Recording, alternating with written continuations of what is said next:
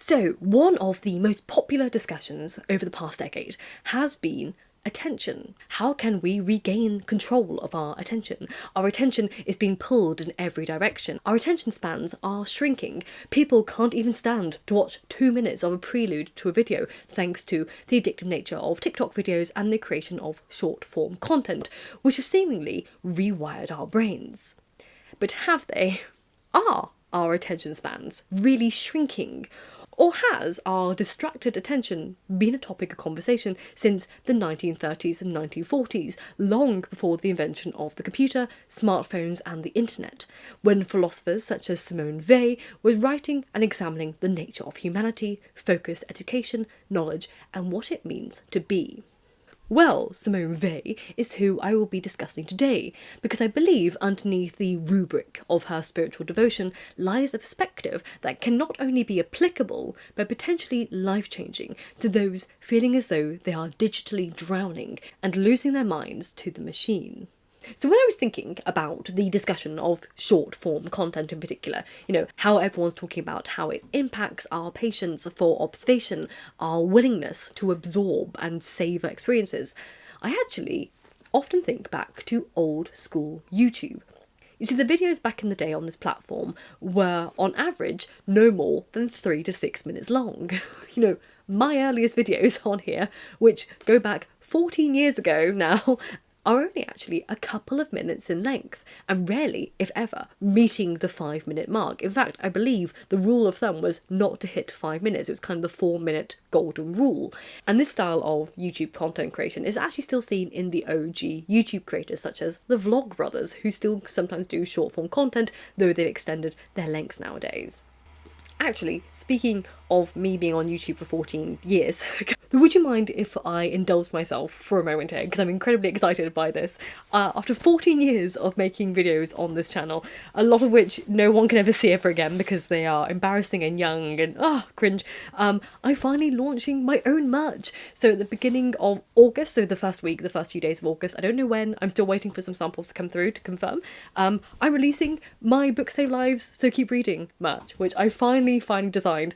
I've gone for all neutral colours, I'm afraid. I'm very much someone who wears neutrals, so you'll find the colour palette a little bit more muted than probably a lot of merch out there, but I have Homeric designs, and I also have, my favourite thing is this tote. So I have this tote which is Shakespeare on one side and then also Homer on the other, and I also have one with Dickens and Sappho. So it's going to be mainly Homer, Shakespeare and Sappho merchandise. So there'll be stickers, there'll be some totes, and then lots of sweatshirts and things like that. So please, if you are following me on Instagram, there'll be stories announcing that there, and also over on my channel. You can buy it from YouTube. It'll be in my shop down below on the YouTube page. It'll be there, and I'll also launch it on the community tab. Please tag me if you buy any or wear it. Obviously, never any pressure to buy merchandise from anyone. But if you like the looks of it and you don't mind a book save lives so keep reading kind of motto, I am working on a bigger design for an enamel pin, but I'm not happy with any of the designs I've done in the past. I have some old designs, none of them really tick the box, but I'll get there. I will work out something and make an enamel pin and announce that when it's soon. But yeah, I'm really happy with these, how they turned out. So thank you so much. This is a preview of what will happen next week. You'll see it at the bottom of all my videos down below from now on, because the shop will be attached to my channel, which is really exciting. Anyway, going back to the topic, the point is why I was talking about OG YouTube and things like that, is that the videos of OG YouTube in the beginning were short. And this wasn't because we were competing for attention in an oversubscribed entertainment economy, because again, there wasn't that much content on the internet like there is now. There was a lot, don't get me wrong, but it's not the same as it is today. It's kind of incredibly oversaturated. No, the only reason old school YouTube videos were so short was because it was purely the style, and also it fit into the real lives of the people watching it, because our lives were very different 14 years ago, because, well, quite honestly, because people had more of a life back then than just the internet. Looking back 15 years ago, the internet was part of my life, but certainly not a huge part of my life. And I say that as someone who was posting weekly on the internet as a YouTuber. I had connections with followers, some of whom are still around today. I cannot believe you are still around today. My internet usage 14 years ago was far more intentional. I only went online to watch Hank and John Green, and then after I saw those videos, I left. I didn't hang around. I didn't go browsing for more content. Or if I was looking for something, I came on, looked for my answer, looked at the definition of something, see if one of my favourite 3 creators had uploaded online yet, and if they hadn't, I left the internet. I didn't hang around. And there's the rub. Now, we never leave. The internet is in our pockets, it's on our wrists. We're on the internet whilst we're in a queue in the supermarket, whilst we're in a car, on public transport, in the bathroom, in bed, whilst you're at a restaurant with your loved ones around the table. See, I would give a clever spin on this. I would say our attention isn't actually that divided. In fact, I would argue it's quite laser focused in on the internet and social media, with the only deviation of our attention being between different pockets of the internet. You know, are you focusing in on Facebook or Instagram? Are you listening to a YouTube video more? Or are you concentrating on the WhatsApp message your friend just sent you whilst a YouTube video plays on in the background? See, it's come to a point in society where I would argue that people aren't distracted from work by the internet. Work is the distraction from the internet, because they treat the latter like their true calling. The internet is where they are directing their attention, energy, life source, and kind of validation. And that's kind of disturbing, because really, when we think about it, more people out there are overwhelmed and distracted by digital matter more than they are material matter. You know, very few of us are feeling overwhelmed by reading too many books in a day, or writing too many poems, or volunteering at too many organisations. We're overstimulated and overwhelmed by how many messages we need to reply to, how many emails there are in our inbox, how many newsletters we need to read, how many updates on social media that we need to follow, how many photographs that we need to edit for social media, how many new videos have been published by our favourite creators, how many things to watch on streaming services. And people feel like they are powerless against this force, when in reality, we're not. We can have work phones and then turn off our personal phones for 9 to 10 hours a day. We can choose not to turn our computers on in our free time, on the weekends or in evenings. We can choose to not have a laptop with us. We can choose to put our phone on Do Not Disturb or not connect it to 4G or Wi-Fi.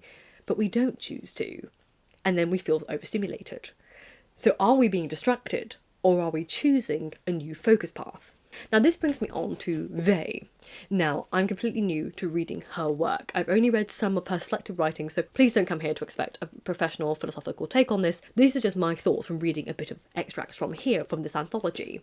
And what caught my attention when I was reading this was the extract from Attention and Will, because I wasn't familiar with how she defines attention, and it's very different from how I define attention regularly. You see, Weil argues that attention is a crucial skill that we need to adopt in life. Otherwise, we are overthrown by what she calls forces of the world. And forces, according to Weil, are things which have the ability to transform any being into a thing, such as people becoming cogs in a corporate machine, which is one argument. As such, directing our attention is the most powerful force we can control, as it has the ability to dictate the outcomes of not only our lives, but the lives of those around us.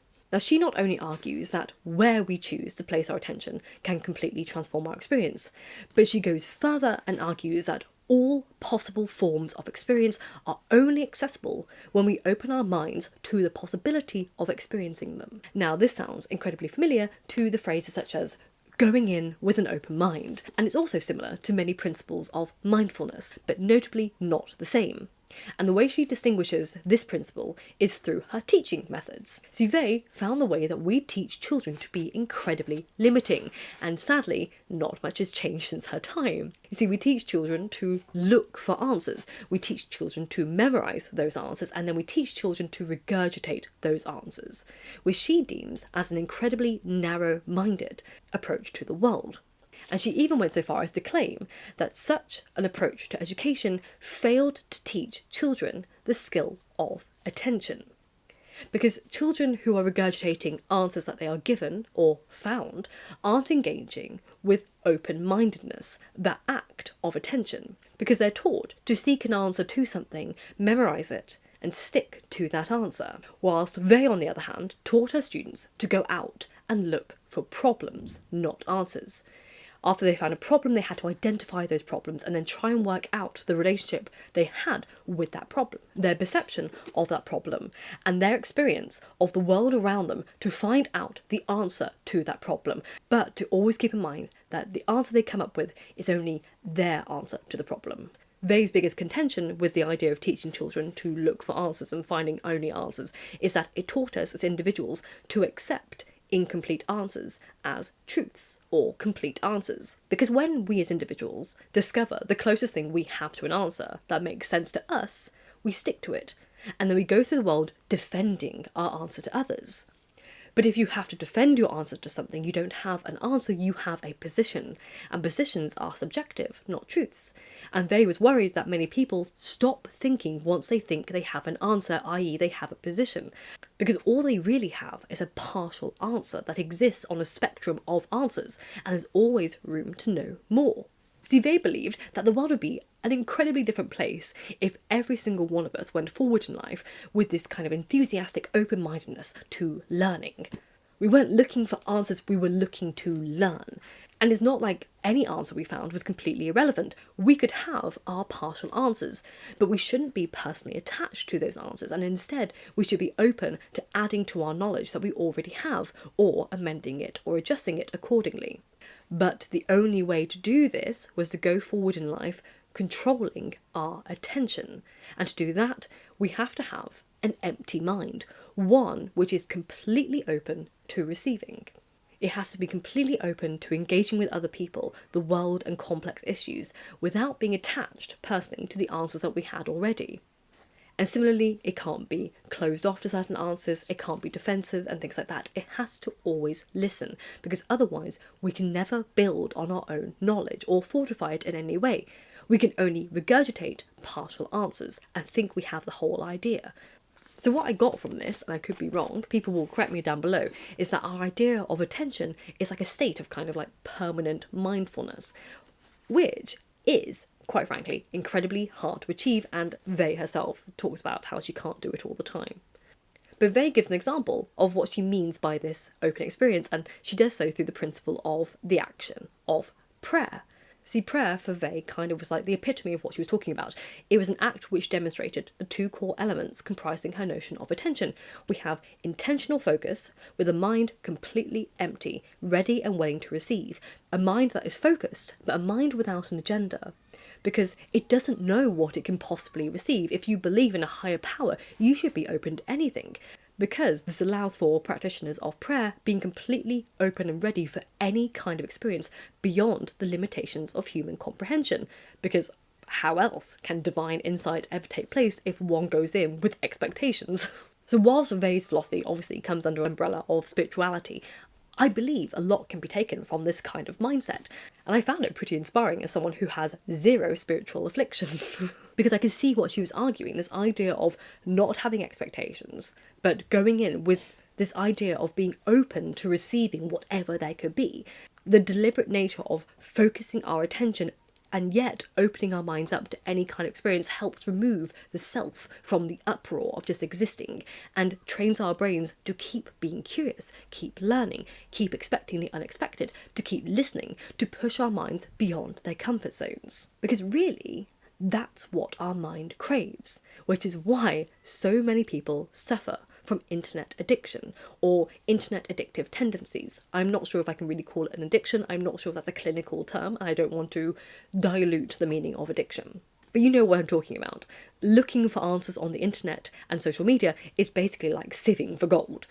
We have a human need to keep learning, but our lack of intentionality behind the constant mindless scrolling, the refreshing of pages, or the random opening up of different apps or different tabs, the random mindless memes that you send back and forth to your friends, give you rare bursts of novelty that cannot be sustained. But people keep returning again and again, despite never feeling satisfied. Now this kind of goes in conflict somewhat to like other philosophers. So like Byung Chul Han argues that in order to regain our focus in this overstimulating, distracting world, we actually need to reclaim boredom. You know, be comfortable with it, be comfortable with nothing. But Wei has a different answer. Hers is very much more doing.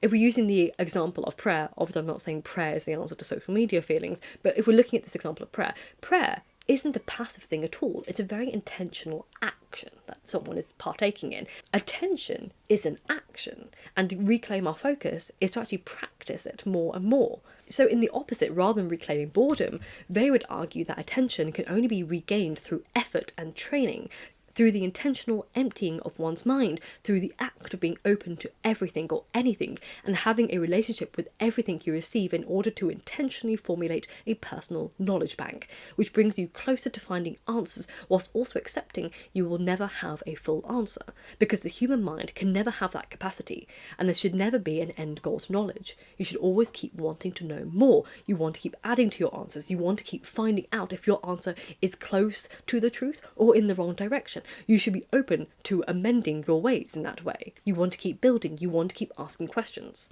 And for her, prayer was a fantastic analogy for this practice. But really, it's kind of an interesting action. It's not something that we perform on a regular basis. So they would argue that the experience that we have of ourselves and others and the world around us is determined by our attention and where we direct it. So to get the most out of the life that we have on this planet and to open ourselves up to any sort of experience, they argues that it is better to not have any expectations at all, but to be receptive of anything and everything beyond your possible conceived imagination, because that's what it truly means to be alive and human. Thank you so much for watching today's video. I hope you enjoyed it. Again, anyone who has any clarifications, please let me know down below. I'm new to this work, so I'm reading it for fun. You can tell when I'm going through a strange existential crisis when I turn to philosophy books, so that's what we're doing right now. But thank you as always to my Patreons for making this possible, and thank you in particular to my wonderful librarian Patreons, my top tier Patreons. We have Eric Taylor, Yvonne and Yvonne, Jenny Edvane, Marina, Psycho Teddy, Fritz Anderson, Wee Lauren, Nicholas Reed and Andrea Basil. Thank you ever so much for being wonderful supporters of me, and I look forward to hearing from you and reading your comments. It means the world to me. Thank you for considering to like, subscribe and share the video if you do, and I will see you soon for another video. And remember, be happy and healthy, and books save lives. So keep reading.